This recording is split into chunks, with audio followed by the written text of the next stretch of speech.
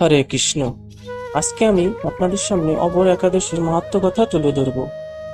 মহারাজ যুধিষ্ঠির শ্রীকৃষ্ণকে বললেন, হে কৃষ্ণ, জ্যৈষ্ঠ মাসের কৃষ্ণপক্ষে একাদশীর নাম কি এবং তার মাহাত্ম্যই বা কি আমি শুনতে ইচ্ছা করি। আপনি অনুগ্রহ করে তা বর্ণনা করুন। শ্রীকৃষ্ণ বললেন, হে মহারাজ, মানুষের মঙ্গলের জন্য আপনি খুব ভালো প্রশ্ন করেছেন।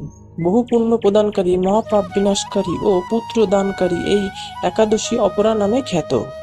এই ব্রত পালনকারী ব্যক্তি জগতে প্রসিদ্ধি লাভ করে। ব্রহ্মহত্যা, গোহত্যা, ভ্রূণ হত্যা, পরনিন্দা, পরস্ত্রীগমন, মিথ্যা ভাষণ প্রভৃতি গুরুতর পাপ এই ব্রত পালনে নষ্ট হয়ে যায়।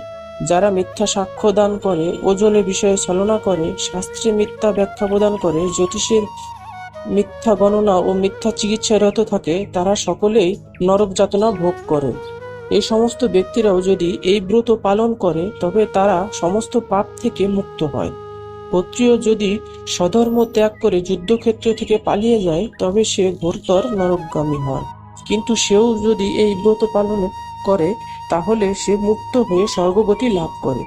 মকর রাশিতে সূর্য অবস্থানকালে মাঘ মাসে প্রয়োগ স্নানে যে ফল লাভ হয়, শিবরাত্রিতে কাশীধামে উপবাস করলে যে পুণ্য হয়, গয়াধামে বিষ্ণুপাদ পদ্মে পিণ্ডদানে যা পাওয়া যায়, সিংহ রাশিতে বৃহস্পতির অবস্থানে গৌতম নদীতে স্নানে, কুম্ভে কেদারনাথ দর্শনে, বদ্রিকাশ্রমে যাত্রায় ও বদ্রীনারায়ণ সেবায়, সূর্যগ্রহণে কুরুক্ষেত্রে স্নানে, হাতি ঘোড়া স্বর্ণদানে এবং দক্ষিণা সহ যজ্ঞ সম্পাদনে যে ফল লাভ হয়, এই ব্রত পালন করলে অনায়াসে সেই ফল লাভ হয়।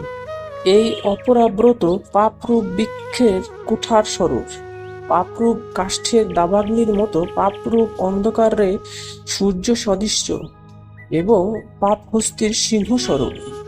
এই ব্রত পালন না করে যে ব্যক্তি জীবন ধারণ করে, জলে বুদ্বুদের মতো, তার জন্ম মৃত্যুই কেবল সার হয়। অপর একাদশীতে উপবাস করে বিষ্ণু পূজা করলে সর্বপাপ মুক্ত হয়ে বিষ্ণু লোকে গতি হয়।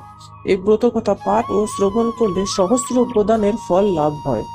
ব্রহ্মাণ্ড পুরাণে এই ব্রত মাহাত্ম্য বর্ণনা হয়েছে। হরে কৃষ্ণ।